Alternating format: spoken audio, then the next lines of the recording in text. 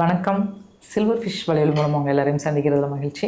ஓஷோவோட glimpses of a golden childhood அப்படின்ற ஒரு புத்தக சுருக்கம் பார்த்துட்ருக்கோம். இன்றைக்கி அந்த புத்தகத்தோட சாப்டர் 3 பார்க்க போகிறோம்.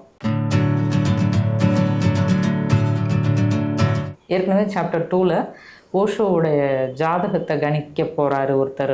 7 வயசு வரைக்கும் அவர் உயிரோடு இருந்தார் அப்படின்னா அதுக்கப்புறம் கணிப்பார் அப்படின்னு சொல்லி ஒரு விஷயம் பார்த்துருந்தோம். ஸோ ஓஷோவுக்கு 7 வயசு ஆகும்போது அந்த ஜோசியர் இவங்க ஊருக்கே வாரணாசியிலேருந்து அவர் வந்திருக்காரு. ட்ராவல் பண்ணி ஓஷோவோட ஜாதகத்தை கணிக்கிறதுக்காக வந்திருக்காரு. ஸோ அந்த சமயத்தில் ஓஷோ என்ன சொல்லியிருக்காரு அப்படின்னா, அவருடைய கண்ணை பார்த்து, அதாவது தனக்கு ஒரு வார்த்தை கூட ரீட் பண்ண தெரியாது, ஆனால் நான் அவருடைய கண்ணை பார்த்து அவருடைய ஜாதகத்தை நான் சொன்னேன் அப்படின்னு சொல்கிறாரு. அப்படி என்ன சொன்னார் அப்படின்னா, நீங்கள் என்னை நீங்கள் புத்தாவாக ஆயிடுவேன்னு நீங்கள் சொல்லியிருக்கீங்க. நீங்கள் புத்தாவாக மாறமாட்டீங்க, ஆனால் ஒரு புத்த சன்னியாசியாக நீங்கள் ஆக போகிறீங்க அப்படின்னு சொல்லி அவர் சொல்லி ஆச்சரியப்படுத்தியிருக்காரு. அவர் வாய்ப்பே இல்லை, நான் இப்படி தான் இருப்பேன், புத்த சன்னியாசியாலாம் நான் ஆக மாட்டேன் அப்படின்னு சொல்லியிருக்காரு. ஆனால் அப்படி ஒரு வேளை நான் அப்படி ஆனேன் அப்படின்னா, நான் நான் இந்த கையில் போட்டிருக்கேன் என்னுடைய வாட்சை நான் உனக்கு தர்றேன், அது டைமண்டாக நான் ஸோ அந்த வாட்சை நான் உனக்கு தர்றேன் அப்படின்னு சொல்லியிருக்காரு. அப்படி ஆகலைன்னா நீ எனக்கு என்ன தருவ அப்படின்னு சொல்லி கேட்டிருக்காரு. அதுக்கு ஓஷோ எதையும் தரமாட்டேன், நான் வின் பண்ணேன், தோத்தேன்னா தோத்தேன், அவ்வளோதான், என்கிட்ட கொடுக்குறதுக்கெலாம் எதுவும் இல்லை அப்படின்னு சொல்லி அந்த 7 வயசில் அப்படி சொல்லியிருக்காரு. அவருக்கு தெரிஞ்ச மெச்சூரிட்டியில் இன்னசென்ட்டாக சொல்லியிருக்காரு. அதுக்கப்புறம் அவருக்கு 14 வயசு இருக்கும்போது அவருடைய தாத்தா ஒரு வாட்டி வாரணாசிக்கு கிளம்பியிருக்காரு. அப்போ இல்லை நானும் வருவேன் அப்படின்னு சொல்லி அடம்பிடிச்சு அவரோட போயிருக்காரு. அப்படி போயிருக்கும்போது வாரணாசியில் ஒரு இடத்துல நடந்து போயிட்டு இருக்கும்போது ஒரு புத்த துறவியை பார்த்து, ஞாபகம் இருக்கா எனக்கு எங்கே வாட்ச், நீங்கள் தர வேண்டிய வாட்ச் அப்படின்னு சொல்லி கேட்டிருக்காரு. அவரும் ஆச்சரியப்பட்டு ஞாபகப்படுத்தி உடனே தன் கையில் வச்சுருந்த வாட்சை எடுத்து கொடுத்துருக்காரு. அவர் தான் அந்த ஜோசியர், ஓஷோ ஜோசியம் சொன்னார் இல்லையா. ஸோ அவர் அதே மாதிரி புத்த சன்னியாசி ஆகியிருக்காரு. அது மட்டும் இல்லாமல் ஞாபகமாக அந்த சின்ன பையன் நமக்கு சொல்லியிருக்காரு கரெக்டாக, அவருக்கு நம்ம சொன்ன வார்த்தையை காப்பாற்றணும் அப்படின்னு சொல்லிட்டு அந்த வாட்சை பத்திரமா வச்சுருந்து ஓஷோட்ட கொடுத்துருக்காரு.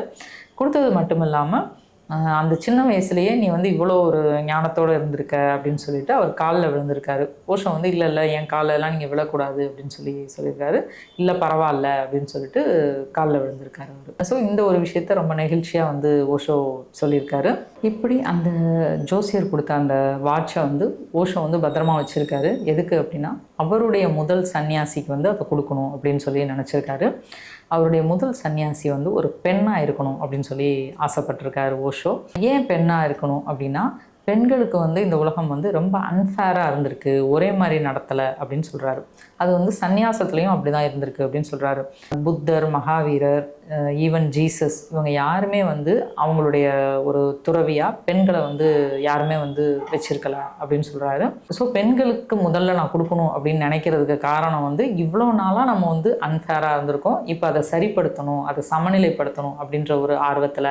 இது ஆண்களுக்கு ஒரு இதுவாக கூட தெரியலாம், என் மேலே ஒரு கோவமாக கூட, ஒரு அன்ஃபேராக பண்ணுறாருன்னு நினைக்கலாம். பட் நான் பெண்களுக்கு தான் பண்ண விரும்புகிறேன் முதல்ல அப்படின்னு சொல்லியிருக்காரு. ஸோ அப்படி ஓஷோ கிட்ட முதல்ல சன்னியாசம் வாங்கினது யார் அப்படின்னா, மா ஆனந்த் மது அப்படின்றவங்க. இவங்களுடைய கணவர் தான் தான் முதல்ல சன்னியாசம் எடுத்துக்கணும்னு சொல்லி ஓஷோ கிட்ட கேட்டிருக்காரு. அதுக்கு ஓஷோ நீங்கள் 2ஆவதாக வேணால் இருக்கலாம், முதல்ல நீங்கள் இருக்க முடியாது அப்படின்னு சொல்லியிருக்காரு. இதனால் ஓஷோ மேலே கோவப்பட்டு அவர் சன்னியாசம் வாங்காமல் வெளியே போயிருக்காரு மா ஆனந்த் மதுவோட கணவர். இந்த மா ஆனந்த் மது அப்படின்ற ஓஷோவோட முதல் சன்னியாசி அதுக்கப்புறம் ஹிமாலயாஸில் ரொம்ப நாளாக மௌனத்திலேயே இருந்திருக்குதா அவர் சொல்கிறாரு. ஸோ பெண்களுக்கு நிறைய பேர் சன்னியாசம் கொடுக்க முன்வராததுக்காக பெண்கள்கிட்ட மன்னிப்பு கேட்குறதா ஓஷோ சொல்லியிருக்காரு. அடுத்து ஓஷோ தனக்கு பிடிச்ச ஒரு பெண்ணை பற்றி குறிப்பிட்டு சொல்கிறாரு. அந்த பெண்ணை தன்னுடைய மாமியார்னு சொல்கிறாரு. உடனே ஓஷோ கல்யாணம் ஆயிடுச்சா அப்படின்னு சொல்லி நமக்கு கேள்வி வரும். அவருக்கு கல்யாணம்லாம் ஆகலை. அவர் சின்ன வயசில் ஒரு ஷாஷி அப்படின்ற ஒரு பெண், இதை கேர்ள் ஃப்ரெண்டு அப்படின்னு சொல்லி குறிப்பிட்டு சொல்கிறாரு. ரொம்ப பிடிக்குமா, அந்த பெண்ணை பிடிச்சதுனால அவங்க அம்மாவை தன்னுடைய மாமியார்னு சொல்கிறாரு, மதர் இன் லா அப்படின்னு சொல்லி சிரிச்சுட்டு சொல்கிறாரு நகைச்சுவையாக. ஏன் அந்த பெண்ணை பிடிக்கும் அவருக்கு ரொம்ப அதாவது அந்த குடியா, அந்த ஷாஷின்றவங்கள குடியா அப்படின்னு ஒரு செல்ல பேரை வச்சு சொல்கிறாரு. அவங்களுடைய அம்மாவை வந்து தன்னுடைய மாமியார்னு சொல்கிறாரு இல்லையா? அவங்கள ஏன் ரொம்ப பிடிச்சிருக்கு அவருக்கு அப்படின்னா, அவங்க வந்து ரொம்ப ஒரு தைரியமான பெண் அப்படின்னு சொல்கிறாரு. ஸோ ரொம்ப தைரியமாக நம்ம மாற மாற நம்ம வந்து ரொம்ப நம்ம வீட்டுக்கு நெருக்கத்தில் நம்ம போயிட்டுருக்கோம், நம்ம வந்து முக்தியை நோக்கி போயிட்டுருக்கோம் அப்படின்னு அர்த்தமா. ஓஷோவுக்கு வந்து சின்ன வயசில் நீச்சல் அடிக்கிறதுனா ரொம்ப பிடிக்குமா. அவங்க ஊரில் இருக்க அந்த ஏரியில் வந்து நீந்துறதுக்காக அடிக்கடி போயிடுவாராம். ஸோ ஓஷோடைய தாத்தா வந்து பயந்துக்கிட்டு ஒருத்தரை வந்து துணையாக அனுப்புவாராம், அவருக்கு துணையாக பார்த்துக்கிறதுக்கு, ஒரு பத்திரமா வராரா என்னன்னு பார்க்குறதுக்காக.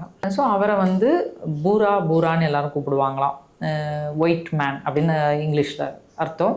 ஏன் அப்படின்னா அவர் வந்து அங்கே இருக்க மக்கள் மாதிரி ஒரே மாதிரி இருக்க மாட்டாராம், இந்தியன் மாதிரி இல்லாமல் ஒரு வெளிநாட்டுக்காரர் போல் இருப்பார் அப்படின்னு சொல்கிறாரு. அதுக்கு விளக்கமும் சொல்கிறாரு. ஒரு ஆர்மி கேம்ப், அந்த வெளிநாட்டு ஆர்மி கேம்ப் அங்கே இருந்திருக்கும் இல்லையா, அதில் வந்து அவங்க அம்மா அங்கே இருக்கும்போது ப்ரெக்னென்ட் ஆகிருக்கலாம், அதன் மூலம் இவர் பிறந்திருக்கலாம் அப்படின்னு சொல்லி தன்னுடைய கருத்தை வந்து அவர் சொல்கிறாரு. அவங்க தாத்தா கிட்ட வேலை செஞ்சால் கூட அந்த பூரா அப்படின்றவரை வந்து அவங்க வீட்டில் வந்து ஒரு குடும்பத்தில் ஒருத்தராக தான் அவரை வந்து நடத்துவாங்களாம். அந்த மனிதரை பற்றி சொல்லும்போது, இப்படி மனிதர்கள்லாம் உலகத்தில் வந்து வாழ்கிறாங்களா, வாழ்ந்திருக்காங்களே அப்படின்னு ஆச்சரியப்படுற மாதிரி வந்து ஓஷோ சொல்கிறாரு. அப்படி என்ன அந்த பூரா அப்படின்றவரை பற்றி ஒரு ஆச்சரியமான விஷயம் அப்படின்னா, ஓஷோ என்ன சொல்கிறாருன்னா, அவர்கிட்ட எதை வேணாலும் நீங்கள் சொல்லலாம் நம்பி, இதை நீ வந்து வெளியில் சொல்லக்கூடாது அப்படின்னா சொல்லவே மாட்டாராம் யாருக்கிட்டையும். அந்தளவுக்கு நம்பிக்கையான ஒரு மனிதராம். ஓஷோவுடைய தாத்தா வந்து அவரை முழுமையாக நம்பி அவர்கிட்ட தான் ரொம்ப உடம்பு முடியாமல் இருந்தப்போ வீட்டோட சாவிகள், மற்ற பொறுப்புகள் எல்லாத்தையுமே அவர்கிட்ட வந்து ஒப்படைச்சிருக்காரு. எந்த அளவுக்கு அவர் பத்திரமா பார்த்துருக்காரு அப்படின்னா, ஓஷோவுடைய சொந்தக்காரங்க வந்து போய் சாவியெல்லாம் எங்கே அப்படின்னு கேட்டப்போ அவர் என்ன சொல்லியிருக்காரு அப்படின்னா, ஓஷோவுடைய தாத்தா வந்து ஓஷோக்கிட்ட மட்டும்தான் அந்த சாவியெல்லாம் கொடுக்க சொல்லியிருக்காரு, வேறு யாருக்கிட்டையும் கொடுக்கக்கூடாதுன்னு சொல்லியிருக்காரு அப்படின்னு சொல்லிட்டு யாருக்கிட்டையும் கொடுக்க மறுத்துட்டாராம். எந்த விஷயத்த சொல்கிறதுக்கும் மறுத்துட்டாராம். ஓஷோவோட தாத்தா வந்து ரொம்ப உடம்பு சரியில்லாமல் இருந்தப்போ அந்த குச்வாடா அப்படின்ற கிராமத்தில் வந்து போதுமான மருத்துவ வசதி இல்லாதனால கர்வாடா அப்படின்ற ஒரு பக்கத்து கிராமத்துக்கு வந்து கூட்டிகிட்டு போயிருக்காங்க இவருடைய அம்மா அப்பா எல்லாம். அங்கேயே இருந்து உடம்பு முடியலன்னு இறந்துட்டாருன்னு கேள்விப்பட்ட மறுநாளே வந்து இந்த பூரா அப்படின்ற அவர்கிட்ட வேலை பார்த்த அவரும் வந்து இறந்துட்டாராம் அந்த அதிர்ச்சியில். அந்த அளவுக்கு வந்து ரொம்ப 2 பேரும் நெருக்கமாக இருந்திருக்காங்க. இப்படி அந்த பூரா அப்படின்றவர் இறந்ததுக்கப்புறம் ரொம்ப வருஷம் கழித்து ஓஷோவை வந்து அவருடைய பையன் வந்து மீட் பண்ணி சாவி இதெல்லாம் வந்து கொடுத்துருக்காரு. நாங்கள் ரொம்ப நாளாக வெயிட் பண்ணோம் நீங்கள் வருவீங்க அப்படின்னு சொல்லிட்டு, நீங்கள் வரவே இல்லை அப்படின்னு சொல்லிட்டு, நாங்கள் வந்து இதெல்லாம் போட்டிருக்கோம் இந்த லேண்டில், இந்த பயிரெலாம் போட்டிருக்கோம் அப்படின்னு சொல்லிட்டு அதோடைய பணம், கணக்கு வழக்கு எல்லாத்தையும் வந்து கரெக்டாக வந்து ஒப்படைச்சிருக்காரு ஓஷோ கிட்ட. ஓஷோ வந்து எல்லாத்தையுமே திரும்பி கொடுத்து, இது எல்லாமே வந்து உங்களுக்கு சொந்தமானது தான், நீங்களே வச்சுக்கோங்க அப்படின்னு சொல்லிட்டு திரும்ப அவங்கள்ட்டையே வந்து கொடுத்துட்டாங்களாம். அந்த ஊர்லேயே ஓஷோவுடைய தாத்தா கிட்ட வந்து நிறைய லேண்ட் இருந்துதான். அதாவது அந்த காலத்துலலாம் இப்போ நம்ம இடம் வாங்குற மாதிரி காசு கொடுத்து வாங்குறதுலாம் கிடையாதான். அந்த கவர்மெண்ட் ஆஃபீஸில் போயிட்டு எனக்கு இந்த இடம் வேணும், இவ்வளோ வேணும் அப்படின்னு சொன்னோன்னா நமக்கு வந்து அதை கொடுத்துருவாங்களாம், எழுதி கொடுத்துருவாங்களாம். ஸோ அப்படி 1400 ஏக்கர் வந்து ஓஷோவுடைய தாத்தா கிட்ட இருந்திருக்கு. அதை முழுவதும் அப்படியே வந்து அவங்க வீட்டில் வேலை பார்த்தவருடைய பையனுக்கே வந்து முழுவதுமாக ஓஷோ வந்து கொடுத்துருக்காராம். இப்படி வாழ்ந்த அந்த பூரா அப்படின்ற ஒரு மனிதனை வந்து ரொம்ப ஒரு அழகான மனிதன் அப்படின்னு சொல்லி ஓஷோ வந்து சொல்கிறாரு. ஓஷோவுடைய தாத்தா வீடு இருக்கு இல்லையா, அதில் தான் ஓஷோ வாழ்ந்தார். அந்த வீட்டை வந்து இவருடைய பிற்காலத்தில் ஓஷோவுடைய சிஷ்யர் ஒருத்தர் வந்து அந்த வீட்டை வந்து வாங்குறதுக்கு முயற்சி பண்ணியிருக்காரு. 10 லட்சம் ரூபாய் கேட்டாங்களாம் அந்த வீட்டுக்கு. ஓஷோ என்ன சொல்கிறாருன்னா, அந்த வீடை வாங்கும்போது வந்து அவருடைய தாத்தா வந்து 30 ரூபாய் கொடுத்து வாங்கினாராம். ஸோ இன்றைக்கி அது 10 லட்சம் ரூபாய். எவ்வளோ வித்தியாசம் ஆயிருக்கு. பணத்தை பற்றி சொல்கிறாரு, பணம் வந்து எவ்வளோ முக்கியத்துவம் வாய்ந்ததாக மாறி இருக்குது அப்படின்னு சொல்லிட்டு. ஸோ இந்த மாதிரி பணத்தை மட்டும் பார்க்குறவங்க, இல்லை வந்து பேங்க் பேலன்ஸ் மட்டும் முக்கியம் அப்படின்னு நினைக்கிறவங்கள வந்து ஓஷோ சொல்கிறாரு, அவங்க வாழ்கிறதே வேஸ்ட்டு அப்படின்ற மாதிரி சொல்கிறாரு. அவங்கள வந்து சும்மா ஒரு விளையாட்டுக்கு அவங்கள வந்து எரிச்சிட்டு இல்லை புதைச்சிட்டு அதை சுற்றி நீங்கள் வந்து டான்ஸ் ஆடுங்க அப்படின்னு சொல்கிறாரு. ஸோ இந்த அளவுக்கு ஒரு மலர்கள் மாதிரி, ஒரு மரம் மாதிரி ரொம்ப ஒரு அழகாக நம்ம வந்து வாழணும். இந்த மாதிரி வாழ்கிறதுக்கு வந்து அவருடைய தாத்தா தான் அவருக்கு சொல்லி கொடுத்ததா வந்து சொல்கிறாரு. இன்னசென்ட்டாக வாழ்கிறதுக்கு என்னுடைய தாத்தா தான் எனக்கு சொல்லி கொடுத்தாரு அப்படின்னு சொல்கிறாரு.